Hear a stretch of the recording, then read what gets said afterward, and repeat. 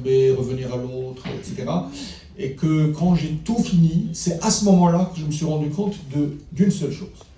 C'est que et ça va me permettre de répondre peut-être à la question de Rachid, dans les sentiers de l'indiscipline, je me suis presque forcé à trouver les possibilités d'espoir.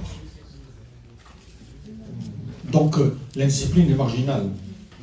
Elle n'est certainement pas... on est très très loin, je le dis. Mais moi, j'avais pris la décision de dire, mais qu'est-ce qui est encore possible? C'est à ce niveau que ça se situe. Et je remercie Magid sur cette idée d'une posture à cultiver. Ça veut dire, c'est vraiment un ethos, une manière d'être. Une manière d'être. Et donc, dans ce livre, j'ai cherché à pousser le plus loin possible ce sentier-là pour dire qu'est-ce qu'il en est. Voilà. La deuxième chose que je voulais dire, c'est que, alors, vous parlez de discipline dans l'indiscipline. Pour moi, c'est pas binaire. C'est pas binaire. Je vais vous dire une chose. Moi, pendant 2 ans pour écrire l'indiscipline, je me suis levé tous les jours à 6 heures du matin. J'avais une discipline pour écrire un livre sur l'indiscipline. Je le dis non pas pour raconter ma vie, mais pour dire qu'il y a deux manières de concevoir l'indiscipline. On peut concevoir l'indiscipline de manière anarchiste, comme une sorte de refus, de rejet de l'ordre. Hein. Mais on peut aussi penser l'indiscipline comme quelque chose qui advient lorsque on a bien saisi les limites de la discipline, mais qu'on n'est pas...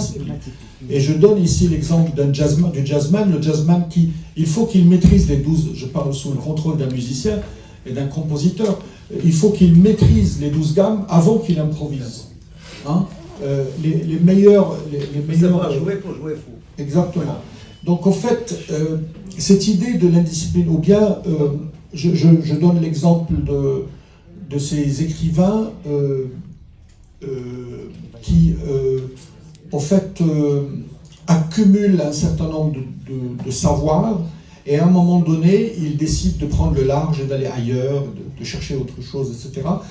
C'est pour ça que je parle de Borges, qui, après tout ce qu'il a lu, il se fait à inventer des auteurs, à inventer des livres, etc., parce qu'il fallait trouver une brèche pour dire autre chose.